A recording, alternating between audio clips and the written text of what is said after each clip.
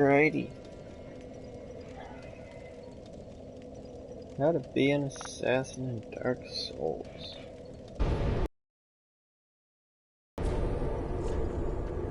For PvE, which is what I'll mostly be covering, probably the simplest of the ones.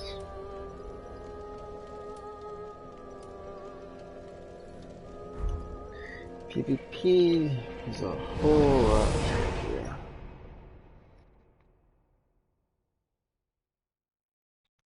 But for PvE, pretty much just need a handful of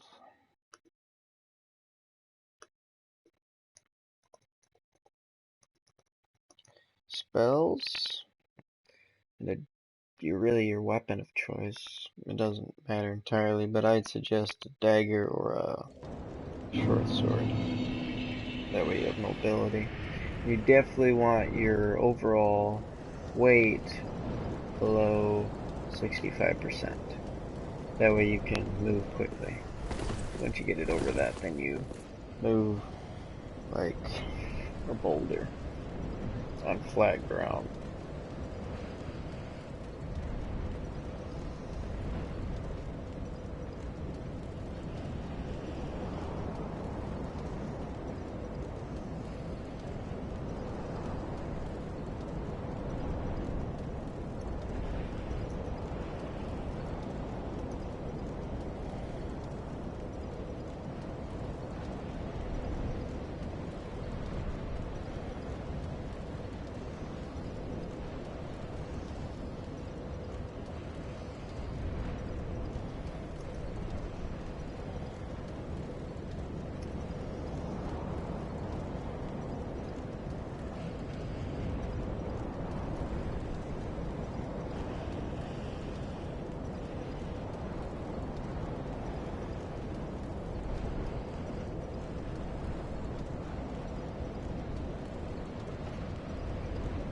I just hit the title, because for some reason the title never works out the way you want it to.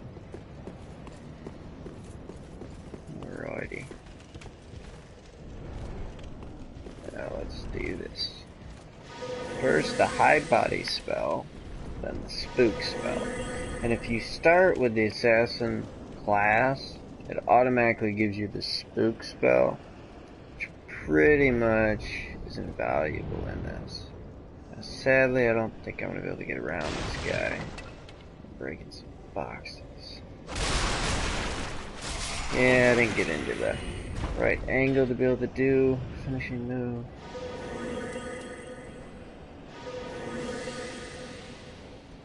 Right. I'll get into the right angle with this guy. It's like just off to the right of move every single time.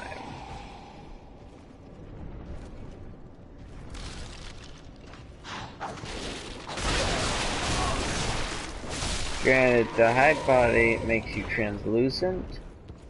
It does not make you entirely invisible. So they will detect you, especially when you're reaching the end of the spell's usage. That's why it's highly recommended. I'll show you in a second.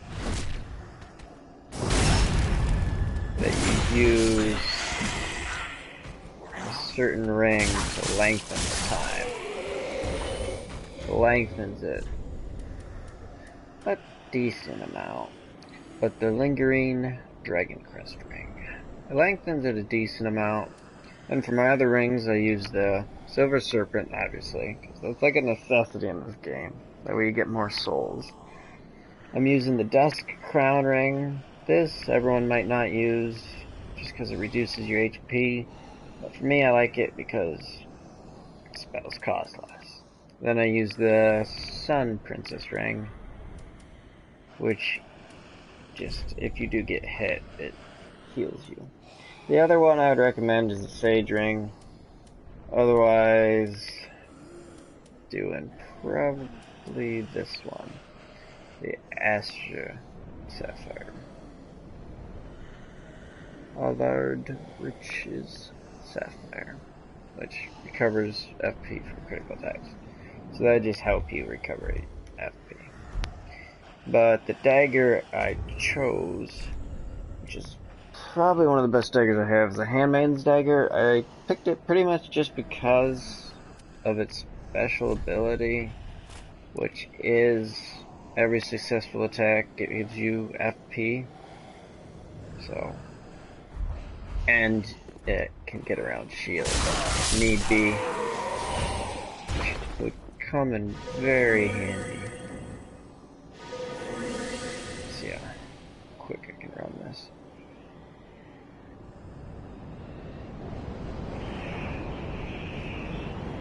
Normally, this dude's crazy annoying, right? No. Not for an assassin. And these people are never annoying. Yeah, I'm using the Dragon Slayer armor just because, I mean, assassin gear, I mean, if you do this right, you really shouldn't take damage, so you should be able to wear the lightest armor you possibly can, which means you don't have to increase your carry load. But for those of us who likes to have a little protection if we do have to go into a head-on battle, I would suggest increasing your carry load so you can get some better armor. Me, I went with this armor just because it looks sweet, I think. And it provides good protection pretty evenly across the board. But sadly, you need at least 70 carry weight to be able to do this with this armor, because it allows you to still be able to move quickly. And 70 carry weight's equal to level 30 Validity. Yeah, Validity, if I'm saying that right. And then I do 27 health, that way I'm 1000, but with the ring that decreases health, you only have 800, so it takes off 200 health.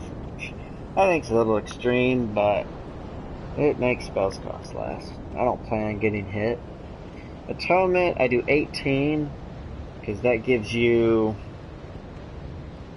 3 spells without having to do a ring to add a spell.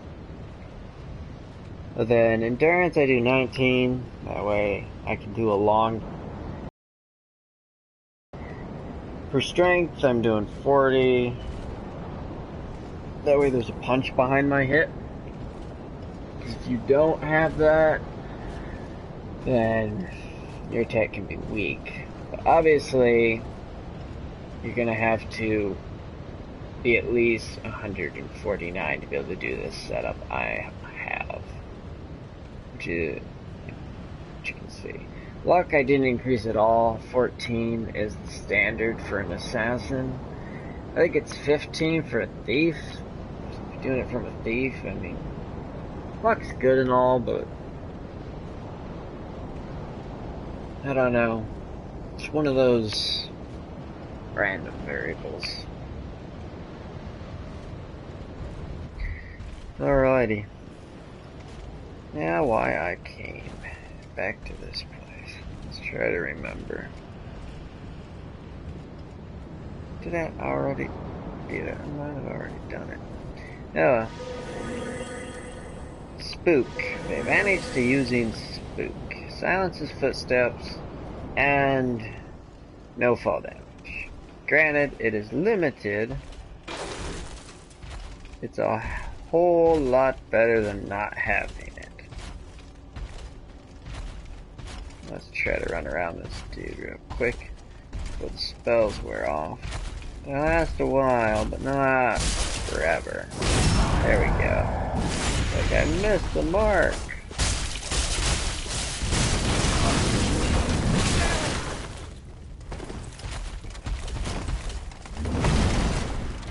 Yeah, as you can see, I can still move in this armor.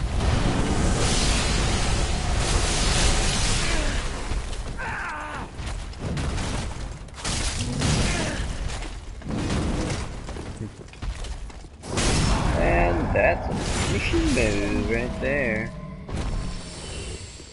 Alrighty, big boy down.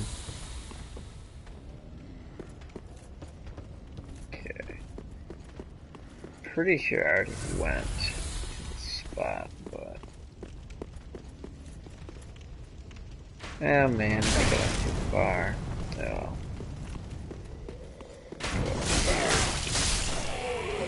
Shortcut back.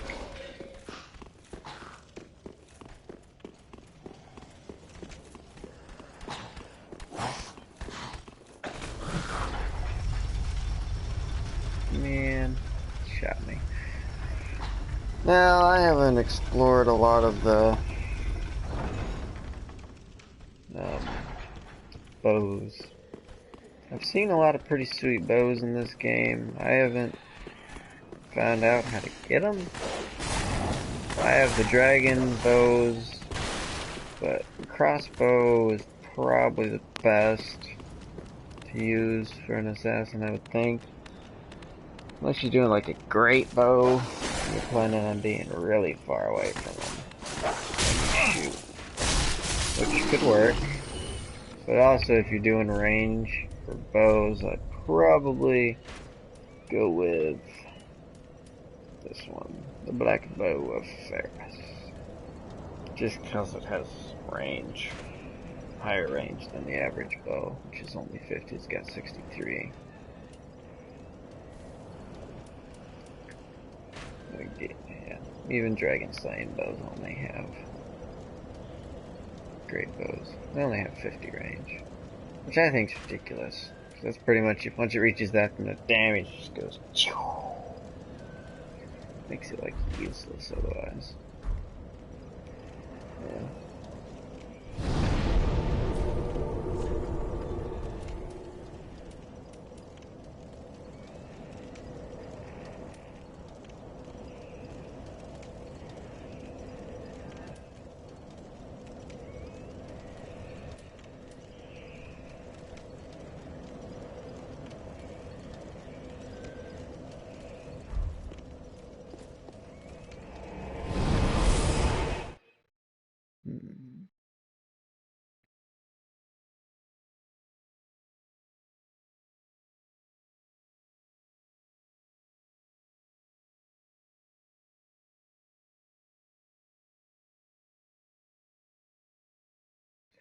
I'm trying to find all the ashes and hidden things, you know, as I do this video.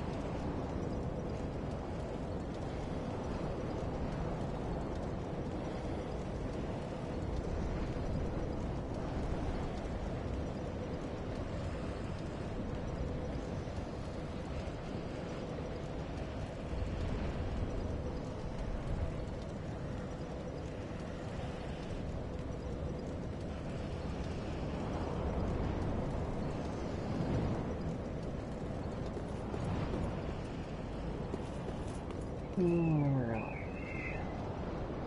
Let's go down and see if this is the right spawn point.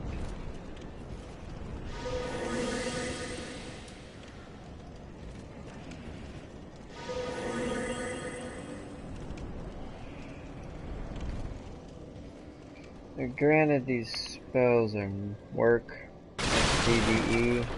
They do not